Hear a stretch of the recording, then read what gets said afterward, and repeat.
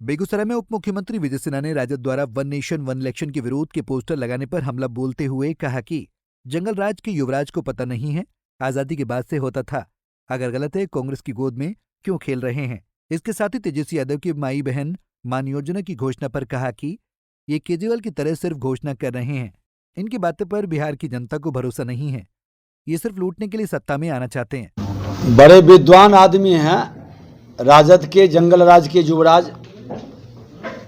One nation one education उनको आज तक नहीं पता चला है, और वन नेशन वन इलेक्शन ये परिवारवादी की जमींदारी की दुकान बंद होने की कगार पर है, घबराहट में है।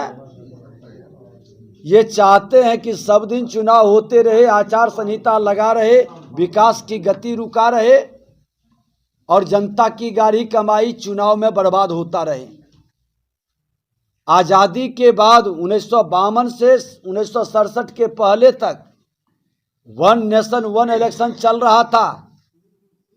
क्या वो गलत था? और अगर जो गलत था तो कांग्रेस की सरकार के गोद में बैठ कर करके आज ये भाषा क्यों बोल रहे हैं?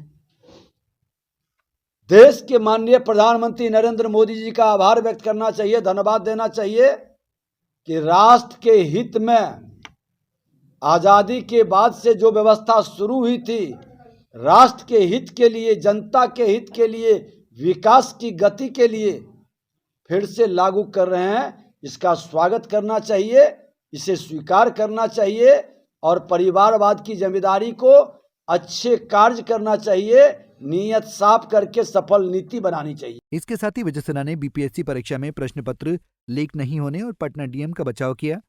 डीएम के थप्पड़ मारने के सवाल पर कहा कि जिलाधिकारी स्पष्ट कर चुके हैं, उनकी मानसिकता वैसी नहीं है, बड़ा ही सोवर नेचर के जिलाधिकारी हैं, उन्होंने अपनी स्थिति स्पष्ट कर दी है। अब लोग भ्रम का वातावरण बनाएं। इतनी बड़ी परीक्षा में नेता प्रतिपक्ष तो 5 दिन पहले से हल्ला कर रहे थे कि इसमें भी पेपर लीक होगा। कहीं से जानकारी तो हम लोगों को नहीं मिला कि पेपर लीक हुआ है। कुछ लोगों ने हंगामा करने का प्रयास किया, कुछ लोगों ने छात्रों को सड़क पर उतार करके तमाशा बनाने का खेल खेलना शुरू किया था।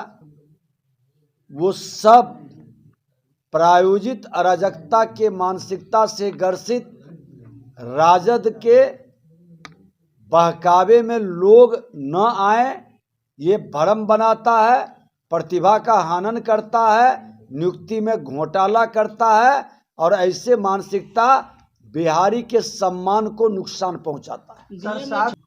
जिलाधिकारी ने स्पष्ट कर चुके हैं, उनकी मानसिकता उस तरह की नहीं है और बड़ा ही सोबर नेचर के जिलाधिकारी हैं और वो अपनी स्थिति स्पष्ट कर दिए हैं।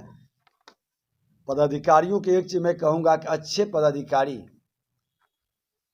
ईमानदारी से काम करने वाले को हमको, या कोई भी पत्रकारिता में हो, विधायिका में हो, कार्यपालिका में हो, अच्छे लोगों को डिमोरलाइज नहीं करना चाहिए।